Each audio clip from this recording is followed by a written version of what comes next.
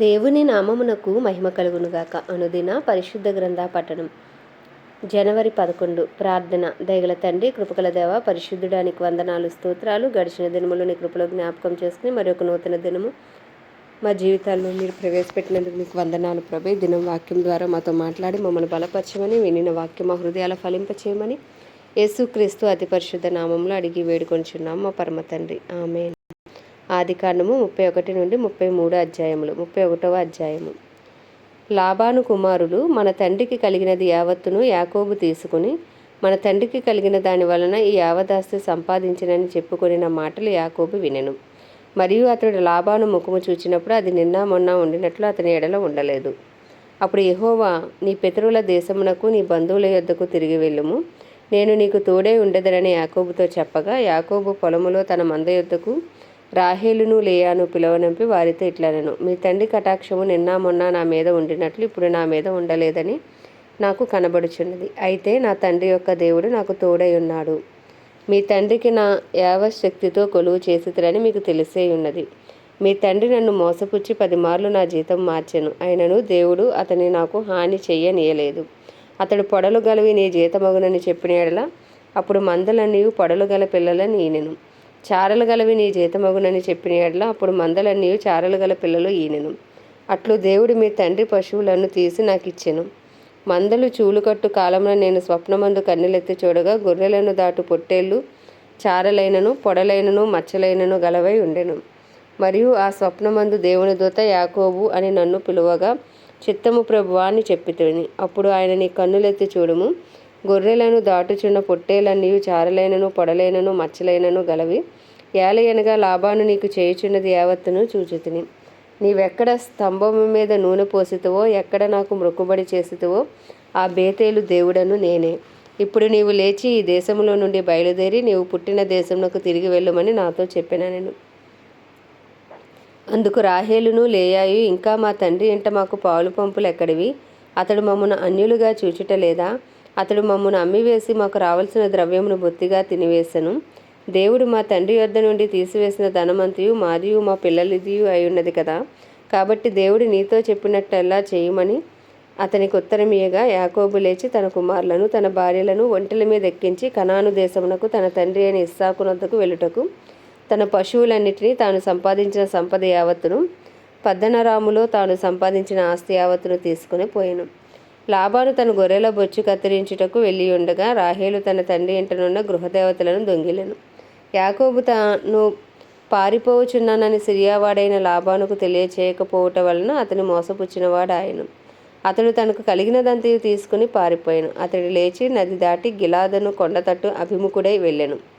యాకోబు పారిపోయినని 3వ దినమున లాబానుకు తెలుపబడెను. అతడు తన బంధువులను వెంటబెట్టుకుని 7 దినముల ప్రయాణమంత దూరం అతన్ని తరుముకుని పోయి గిలాదు కొండ మీద అతని కలుసుకొనెను. ఆ రాత్రి స్వప్నమందు దేవుడు సిరియావాడైన లాబాను వద్దకు వచ్చి, నీవు యాకోబుతో మంచి గాని చెడ్డ గాని పలుకకుము, జాగ్రత్త సుమి అని అతనితో చెప్పెను. లాబాను యాకోబును కలుసుకొనెను. యాకోబు తన గుడారము ఆ కొండ మీద వేసుకొని ఉండెను. లాబానును తన బంధువులతో గిలాదు కొండ మీద గుడారం వేసుకొనెను.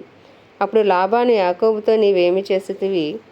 నన్ను మోసపుచ్చి కత్తితో చెరపట్టబడిన వారిని వలె నా కుమార్తెలను కొనిపోవనేలా? నీవు నాకు చెప్పక రహస్యంగా పారిపోయి నన్ను మోసవిచ్చితివేలా? సంభ్రమముతోనూ పాటలతోనూ మద్దెలతోనూ సితారాలతోనూ నిన్ను సాగనంపుదునే. అయితే నీవు నా కుమారులను నా కుమార్తెలను నన్ను ముద్దు పెట్టుకొననీయక పిచ్చిపట్టి ఇట్లు చేసితివి. మీకు హాని చేయుటకు నా చేతనవును. అయితే పోయిన రాత్రి మీ తండ్రి యొక్క దేవుడు, నీవు యాకోబుతో మంచిగాని చెడ్డగాని పలుకకుము, జాగ్రత్త సుమి అని నాతో చెప్పెను. నీ తండ్రి ఇంటి మీద బహు వాంచగలవాడవై వెళ్ళగోరి నీడల వెళ్ళుము. నా దేవతని లేల దొంగిలితివనగా, యాకోబు, నీవు బలవంతముగా నా యొద్ద నుండి నీ కుమార్తెలను తీసుకొందువేమో అనుకుని భయపడి తిని. ఎవరి యొద్ద నీ దేవతలు కనపడునో వారు బ్రతకకూడదు. నీవు నా యొద్దనున్న వాటిని మన బంధువుల యొద్దట వెతికి నీ దానిని తీసుకొనమని లాబానుతో చెప్పెను. రాహేలు వాటిని దొంగిలినని యాకోబునకు తెలియలేదు. లాబాను యాకోబు గుడారంలోనికి లేయా గుడారంలోనికి 2 దాసీల గుడారంలోనికి వెళ్ళెను గాని అతనికి ఏమీ దొరకలేదు. తర్వాత అతడు లేయా గుడారంలో నుండి బయలుదేరి రాహేలు గుడారంలోనికి వెళ్ళెను. రాహేలు ఆ విగ్రహములను తీసుకుని ఒంటె సామాగ్రిలో పెట్టి వాటి మీద కూర్చుండెను.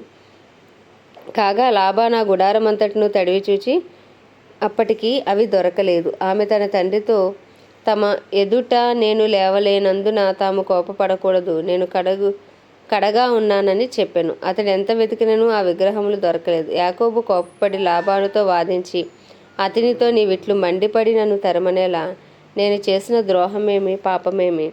నీవు నా సమస్త సామాగ్రి తడివి చూచిన తర్వాత నీ ఇంటి వస్తువులన్నిట్లో ఏది దొరికెను?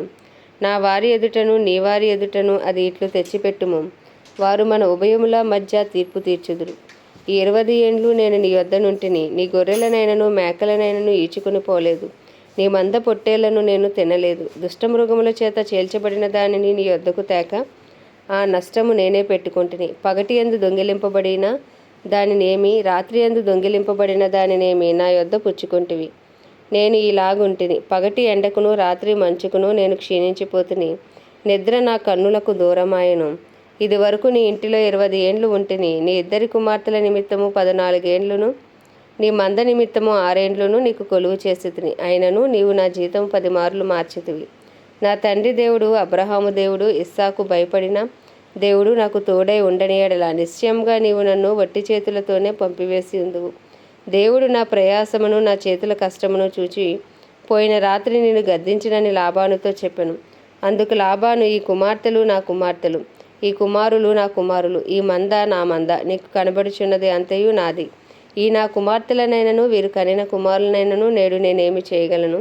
కావున నేనును నీవును నిబంధన చేసుకుందుము రమ్ము. అది నాకును నీకును మధ్య సాక్షిగా ఉండడని యాకోబుతో ఉత్తరమియ్యగా, యాకోబు ఒక రాయి తీసుకుని దానిని స్తంభముగా నిలవబెట్టెను. మరియు యాకోబు రాళ్ళు కూర్చుడని తన బంధువులతో చెప్పెను. వారు రాళ్ళు తెచ్చి కుప్ప వేసిరి. అక్కడ వారు ఆ కుప్ప యొద్ద భోజనము చేసిరి. లాబాను దానికి యగర్ షహాదూత అను పేరు పెట్టెను. అయితే యాకోబు దానికి గలేదు అను పేరు పెట్టెను. లాబాను, నేడు ఈ కుప్ప నాకును నీకును మధ్య సాక్షిగా ఉండనని చెప్పాను. కాబట్టి దానికి గలేదను పేరు పెట్టెను. మరియు మనము ఒకరికొకరు దూరముగా ఉండగా యెహోవా నాకును నీకును మధ్య జరుగునది కనిపెట్టునని చెప్పాను గనుక దానికి మిస్పా అని పేరు పెట్టబడెను. అంతటా లాబాను, నీవు నా కుమార్తెలను బాధ పెట్టినను, నా కుమార్తెలను కాక ఇతర స్త్రీలను పెళ్లి చేసుకొనినను, చూడు మన యొద్ద ఎవరునూ లేరు కదా, నాకును నీకును దేవుడే సాక్షి అని చెప్పాను. మరియు లాబాను, నాకును నీకును మధ్య నేను నిలిపిన ఈ స్తంభమును చూడుము, ఈ కుప్ప చూడుము. హాని చేయవలనని నేను ఈ కుప్ప దాటి నీ యొద్దకు రాకను, నీవు ఈ కుప్పను ఈ స్తంభమును దాటి నా యొద్దకు రాకను ఉండుటకు ఈ కుప్ప సాక్షి, ఈ స్తంభమును సాక్షి. అబ్రహాము దేవుడు, నాహోరు దేవుడు, వారి తండ్రి దేవుడు మన మధ్య న్యాయము తీర్చునని చెప్పాను. అప్పుడు యాకోబు తన తండ్రి అయిన ఇస్సాకు భయపడిన దేవుని తోడని ప్రమాణము చేసెను. యాకోబు ఆ కొండ మీద బలి అర్పించి భోజనము చేయుటకు తన బంధువులను పిలువగా వారు భోజనము చేసి కొండ మీద ఆ రాత్రి వెళ్ళబుచ్చిరి. తెల్లవారినప్పుడు లాబాను లేచి తన కుమారులను తన కుమార్తెలను ముద్దు పెట్టుకుని వారిని దీవించి బయలుదేరి తన ఊరికి వెళ్ళిపోయాను. 32వ అధ్యాయం. యాకోబు తన త్రోవను వెళ్ళుచుండగా దేవదూతలు అతన్ని ఎదుర్కొనిది. యాకోబు వారిని చూచి ఇది దేవుని సేన అని చెప్పి ఆ చోటికి మహానయీము అని పేరు పెట్టెను. యాకోబు ఏదోము దేశమున అనగా సేయూరు దేశమున ఉన్న తన సహోదరుడైన యాషావు నొద్దకు దూతలను తనకు ముందుగా పంపి, మీరు నా ప్రభువైన యాసావుతో, ఇంతవరకు నేను లాబాను నొద్ద నివసించి ఉంటిని. నాకు పశువులు, గాడిదలు, మందలు, దాసదాసి జనమును కలరు. నీ కటాక్షము నా ఎందు కలుగునట్లుగా నా ప్రభువునకిది తెలియజేయ నంపితినని నీ సేవకుడైన యాకోబు అని చెప్పుడని వారికి ఆజ్ఞాపించెను. ఆ దూతలు యాకోబు నొద్దకు తిరిగి వచ్చి, మేము నీ సహోదరుడైన యాషావు నొద్దకు వెళ్ళితిమి. అతడు 400 మందితో నిన్ను ఎదుర్కొని వచ్చుచున్నాడని చెప్పగా యాకోబు మిక్కిలి భయపడి తొందరపడి యాసావు ఒక గుంపు మీదకు వచ్చి దాన్ని హతము చేసిన ఎడల మిగిలిన గుంపు తప్పించుకొని పోవుననుకుని తనతో ఉన్న జనులను, మందలను, పశువులను, ఒంటెలను 2 గుంపులుగా విభాగించెను. అప్పుడు యాకోబు, నా తండ్రి అయిన అబ్రహాము దేవా, నా తండ్రి అయిన ఇస్సాకు దేవా, నీ దేశమునకు నీ బంధువుల యొద్దకు తిరిగి వెళ్ళుము. నీకు మేలు చేసేదనని నాతో చెప్పిన యెహోవా, నీవు నీ సేవకునికి చేసిన సమస్తమైన ఉపకారములకును సమస్త సత్యమునకును అపాత్రుడను. ఎట్లనగా నా చేతికర్రతో మాత్రమే ఈ యొర్దానును దాటి తిని, ఇప్పుడు నేను 2 గుంపులైతిని. నా సహోదరుడైన యాసావు చేతి నుండి దయచేసి నన్ను తప్పించుము. అతడు వచ్చి పిల్లలతో తల్లిని నన్ను చంపునేమో అని అతనికి భయపడుచున్నాను. నేను నీకు తోడై నిశ్చయముగా మేలు చేయుచు విస్తారమగుట వలన లెక్కింపలేని సముద్రపు ఇసుకవలే నీ సంతానమును విస్తరింపచేయుదురని సెలవిచ్చితివే అనెను. అతడు అక్కడ రాత్రి గడిపి తాను సంపాదించిన దానిలో తన అన్నయ్యని యాసావు కొరకు ఒక కానుకను అనగా 200 మేకలను, 20 మేకపోతులను, 200 గొర్రెలను, 20 పొట్టేళ్లను, 30 పాడి ఒంటెలను వాటి పిల్లలను 40 ఆవులను 10 ఆబోతులను 20 ఆడుగాడిదలను 10 గాడిద పిల్లలను తీసుకుని మందను వేరువేరుగా తన దాసుల చేతికి అప్పగించి, మీరు మందకు నడుమ ఎడముంచి నాకంటే ముందుగా సాగిపోండని తన దాసులతో చెప్పాను. మరియు వారిలో మొదటివానితో, నా సహోదరుడైన యాషావు నేను ఎదుర్కొని, నీవెవరి వాడవు, ఎక్కడికి వెళ్ళుచున్నావు, నీ ముందర ఉన్నవి ఎవరివని నిన్ను అడిగిన ఎడల, నీవు ఇవి నీ సేవకుడైన యాకోబువి, ఇది నా ప్రభువైన ఏసావు కొరకు పంపబడిన కానుక, అదిగో అతడు మా వెనుక వచ్చుచున్నాడని చెప్పుమని ఆజ్ఞాపించెను. అట్లా అతడు నేను ముందుగా పంపుచున్న కానుక వలన అతని సమాధానపరిచి, తర్వాత నేను అతని ముఖము చూచెదను. అప్పుడు అతడు ఒకవేళ నన్ను కటాక్షించుననుకొని, మీరు ఏసావును చూచినప్పుడు ఆ చొప్పున అతనితో చెప్పవలననియు, మీరు ఇదిగో నీ సేవకుడైన యాకోబు మా వెనుక వచ్చుచున్నాడని చెప్పవలననియు రెండవ వానికిని మూడవ వానికిని మందల వెంబడి వెళ్ళిన వారికి అందరికీ ఆజ్ఞాపించెను. అతడు కానుకను తనకు ముందుగా పంపించి తాను గుంపులో ఆ రాత్రి నిలిచెను. ఆ రాత్రి అతడు లేచి తన 2 భార్యలను, తన 2 దాసీలను, తన 11 మంది పిల్లలను తీసుకుని అబ్బోకు రేవు దాటిపోయాను. యాకోబు వారిని తీసుకుని ఆ ఏరు దాటించి తనకి కలిగినదంతయు పంపివేశను. యాకోబు ఒక్కడు మిగిలిపోయాను. ఒక నరుడు తెల్లవారు వరకు అతనితో పెనుగులాడెను. తాను అతని గెలువ కుండుట చూచి తొడగూటి మీద అతనిని కొట్టెను. అప్పుడు అతడు ఆయనతో పెనుగులాడుట వలన యాకోబు తొడగూడు వసిలెను. ఆయన తెల్లవారుచున్నది గనుక నన్ను పోనిమ్మనగా, అతడు నీవు నన్ను ఆశీర్వదించితేనే గాని నేను పోనీయనెను. ఆయన నీ పేరేమని అడుగగా అతడు యాకోబు అని చెప్పెను. అప్పుడు ఆయన, నీవు దేవునితోనూ మనుషులతోనూ పోరాడి గెలిచితివి గనుక ఇక మీదట నీ పేరు ఇశ్రాయేలే గాని యాకోబు అనబడదని చెప్పెను. అప్పుడు యాకోబు, నీ పేరు దయచేసి తెలుపుమనెను. అందుకు ఆయన, నీవు ఎందు నిమిత్తమో నా పేరు అడిగితవని చెప్పి అక్కడ అతన్ని ఆశీర్వదించెను. యాకోబు, నేను ముఖాముఖిగా దేవుని చూచితిని, అయినను నా ప్రాణము దక్కినదని ఆ స్థలమునకు పెనూయేలు అని పేరు పెట్టెను. అతడు పెనూయేలు నుండి సాగిపోయినప్పుడు సూర్యోదయం ఆయను. అతడు తొడకుంటుచూ నడిచెను. అందుచేత ఆయన యాకోబు తొడగూటి మీద తుంటినరము కొట్టినందున నేటి వరకు ఇశ్రాయేలీలు తొడగూటి మీదనున్న తుంటినరము తినరు. 33వ అధ్యాయము. యాకోబు కన్నులెత్తి చూచినప్పుడు యాషావును అతనితో 400 మంది మనుషులను వచ్చిచుండిరి. అప్పుడు అతడు తన పిల్లలను లేయా రాహేలులకును 2 దాసీలకును పంచి అప్పగించెను. అతడు ముందర దాసీలను, వారి పిల్లలను, వారి వెనుక లేయాను ఆమె పిల్లలను, ఆ వెనుక రాహేలును యోసేపును ఉంచి తాను వారి ముందర వెళ్ళుచు తన సహోదరుని సమీపించే వరకు 7 మార్లు నేలను సాగిలపడెను. అప్పుడు యాషావు అతన్ని ఎదుర్కొని పరిగెత్తి అతన్ని కౌగిలించుకుని అతని మెడ మీద పడి ముద్దు పెట్టుకొనెను. వారిద్దరూ కన్నీరు విడిచిరి. యాషావు కన్నీలెత్తి ఆ స్త్రీలను పిల్లలను చూచి, వీరు నీకేమి కావాలని అడిగినందుకు అతడు, వీరు దేవుడు నీ సేవకునికి దయచేసిన పిల్లలే అని చెప్పాను. అప్పుడు ఆ దాసీలను వారి పిల్లలను దగ్గరకు వచ్చి సాగిలపడిరి. లేయాయు ఆమె పిల్లలను దగ్గరకు వచ్చి సాగిలపడిరి. ఆ తర్వాత యోసేపును రాహేలును దగ్గరకు వచ్చి సాగిలపడిరి. యాషావు, నాకు ఎదురుగా వచ్చిన ఆ గుంపంతయు ఎందుకని అడగగా, అతడు, నా ప్రభువు కటాక్షం నా మీద వచ్చిటికే అని చెప్పాను. అప్పుడు యాషావు, సహోదరుడా, నాకు కావలసినంత ఉన్నది, నీది నీవే ఉంచుకోమని చెప్పాను. అప్పుడు యాకోబు, అట్లు కాదు, నీ కటాక్షం నా మీద ఉన్న ఎడల చిత్తగించి నా చేత ఈ కానుక పుచ్చుకొనుము. దేవుని ముఖము చూచినట్లు నీ ముఖము చూచితిని, నీ కటాక్షము నా మీద వచ్చినది కదా.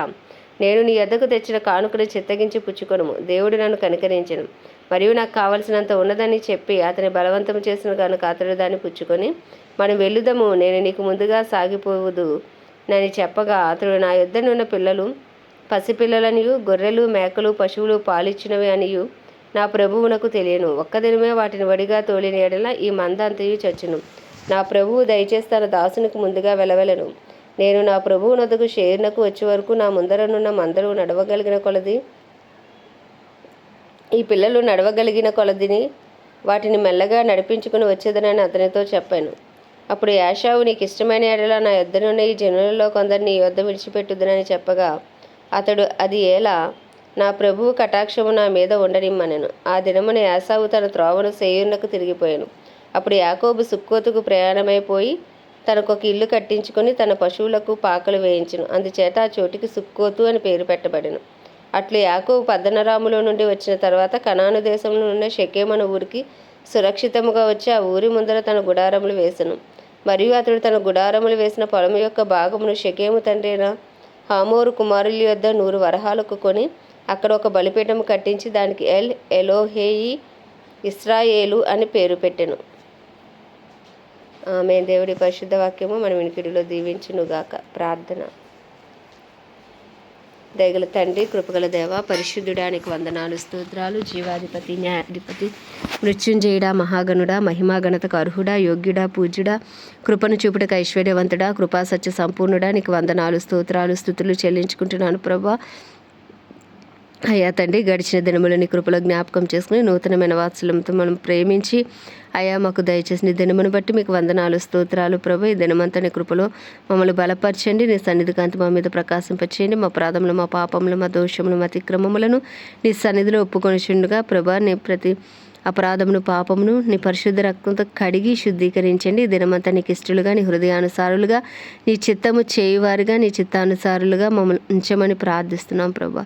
అయ్యా తండ్రి, మా కుటుంబంలో ప్రతి ఒక్కరిని పేరు పేరున జ్ఞాపకం చేసుకోండి. మారు మనసు, పశ్చాత్తాపము, రక్షణ భాగ్యములు దయచేయండి. మాలో శారీరకంగా, మానసికంగా, ఆధ్యాత్మికంగా, ఆర్థికంగా ఎవరు ఏ బలహీన స్థితిలో ఉన్నప్పటికీ నాయన మమ్మల్ని బలపరచు, వారిని బట్టి మేము సమస్తము చేయగలము కనుక ప్రభా, నీ బలముతో మమ్మల్ని నింపి స్వస్థపరచమని అయ్యా నీ చిత్తములో మమ్మల్ని వాడుకోమని ప్రార్థిస్తున్నాం. మా పట్టణాన్ని మీరు జ్ఞాపకం చేసుకోండి. అయ్యా మా పట్టణంలోని ప్రజలందరినీ దర్శించండి, రక్షించండి, గొప్ప ఉజ్జీవాన్ని రగిలించండి. దైవజనులందరి కొరకు ప్రార్థిస్తున్నాం ప్రభా. ధైర్యంతో వాక్యమును బోధించే అనుకూలమైన సమయంలో వారికి అనుగ్రహించండి. ఏకమనసు దయచేయండి. వారి ఆకపోకలని కాపుదల నుంచి వారి వాహనాలపై రక్త ప్రోక్షించండి. నిలవబడిన ప్రతి చోట నీ బలమైన అభిషేకంతో వాడుకోండి. వారి కుటుంబాలను నీ రక్త ప్రోక్షణ కింద ఉంచండి. వారి అవసరతలన్నీ నీ మహిమేశ్వరంలో తీర్చమని ప్రార్థిస్తున్నాం. ప్రత్యేకించి సువార్తకు వ్యతిరేకంగా ఉన్న ప్రాంతాల్లో అయా తండ్రి నాయన ప్రాణాలకు తెగించి సువార్త చేసిన ప్రతి దైవజన్ని బలపరిచింది. నీ దేవదూతల పరిచర్య అనుగ్రహించమని ప్రార్థిస్తున్నాం. క్రైస్తవులందరినీ రూపాంతరపరిచి నీ రూపులోకి మార్చుకోండి. డినామినేషన్స్ భేదం తొలగించండి. అందరూ ఏకతాటిపైకి వచ్చే కృపను మీరు అనుగ్రహించండి. సత్యం నుండి సర్వసత్యంలోనికి నడిపించమని వేడుకొంచున్నాం ప్రభు. అలాగే నాయన గొప్ప దేవుడా, మంచి దేవుడా, మహోన్నతుడా, మహిమాన్వితుడా, నీకు వందనాలు, స్తోత్రాలు. ఇజ్రాయెల్ దేశాన్ని జ్ఞాపకం చేసుకోండి. ఇజ్రాయెల్ సరిహద్దులో సమాధానం ఉంచి ఇజ్రాయెల్ ప్రజలకు క్షేమం అనుగ్రహించండి. ఇజ్రాయెల్లో నీ చిత్తము జరిగించండి. ప్రపంచ దేశంలో అన్నిటి కొరకు వాటిని పరిపాలిస్తున్న రాజులు, వారి కింద పనిచేసిన అధికారుల కొరకు ప్రార్థిస్తున్నాం. నీతి న్యాయంతో పరిపాలించకాల్సిన బుద్ధి, జ్ఞాన, వివేకములను మీరు అనుగ్రహించండి. ప్రత్యేకించి భారతదేశంపై నీ కృప కలుగునుగాక. భారతదేశ ప్రజల మనోనేత్రాలు తెరవబడునుగాక, హృదయాలు తెరవబడునుగాక, రాతి గుండెలు తీసి మాంసం గుండెలు పెట్టబడునుగాక. నిశ్చయముగా నాయన సువార్త కొరకు గృహాలు తెరవబడునుగాక అని ప్రార్థిస్తున్నాం. హల్లెలూయా, నీకు వందనాలు, స్తోత్రాలు చెల్లించుకుంటున్నాం ప్రభా. అయ్యా తండ్రి నాయన మా దేశాన్ని శారీరకంగా, మానసికంగా, ఆధ్యాత్మికంగా, ఆర్థికంగా, రాజకీయ పరంగా నాయన సాంఘిక పరంగా అన్ని రంగాల్లో మీరే స్వస్థపరచమని ప్రార్థిస్తున్నాం. హల్లెలూయా, నీకు వందనాలు. నీ పేరు పెట్టబడిన నీ జనులు తమను తాము తగ్గించుకుని పాపం విడిచి ప్రార్థించినప్పుడు ఆ దేశం స్వస్థపరుస్తానన్న వాగ్దానం నిశ్చయంగా మా దేశం పక్షంగా నెరవేర్చబడునుగాకని ప్రార్థిస్తున్నాం ప్రభు. మా దేశ ప్రధాని కానీ, ప్రెసిడెంట్, వైస్ ప్రెసిడెంట్లను, సీఎంస్, గవర్నర్లను, వారి కింద ఉన్న ఎమ్మెల్యేలు, ఎంపీలను అందరినీ నీ హస్తాలకు అప్పచెప్పుకున్న అధికారులను నీ హస్తాలకు అప్పచెప్పుకుంటున్నాం. నీ చిత్తానుసారమైన పరిపాలన వారికి దయచేయండి. వారికి కావాల్సిన బుద్ధి, జ్ఞాన, వివేకములను అనుగ్రహించండి. గొప్ప రక్షణ భాగ్యం వారికి దయచేయమని వేడుకొంటూ అయ్యా భారతదేశంలో సువార్తకు వ్యతిరేకంగా రూపించబడుతున్న ప్రతి ఆయుధం ఇప్పుడు యేసుక్రీస్తు నామంలో లయపరచబడునుగాకని ప్రార్థిస్తూ ప్రభు, కడవరి దినాల్లో కడవరి వర్షమే మీరు దిగి రమ్మని, కడవరి ఉజ్జీవాన్ని భారతదేశంలో రగిలించమని వేడుకుంటూ ఈ చిన్ని ప్రార్థనా మనవి ఈ ఉదయకాలమున నీ పాద సన్నిధికి చేర్చుకోమని యేసుక్రీస్తు అతి పరిశుద్ధ నామంలో అడిగి వేడుకొనిచున్నాం మా పరమ తండ్రి, ఆమేన్. పరలోకమందున్న మా తండ్రి, నీ నామము పరిశుద్ధపరచబడునుగాక. నీ రాజ్యము వచ్చునుగాక. నీ చిత్తము పరలోకమునందు నెరవేర్చబడుచున్నట్లు భూమి యందును నెరవేర్చబడునుగాక. మా అనుదిన ఆహారము నేడు మాకు దయచేయము. మేము అపరాధం చేసిన వారిని మేము క్షమించిన ప్రకారము మా అపరాధములు క్షమించు. మమ్మల్ని శోధనలోకి తేక దుష్టుడి బారి నుండి తప్పించము. ఎందుకంటే రాజ్యము, బలము, శక్తి, మహిమయు నీవే ఉన్నది, ఆమేన్. ప్రభు యేసు రక్తమే జయం, ప్రభు యేసు వాక్యమే విజయం, ప్రభు యేసు నామంలో సంపూర్ణ విజయము కలుగునుగాక, ఆమేన్, ఆమేన్, ఆమేన్.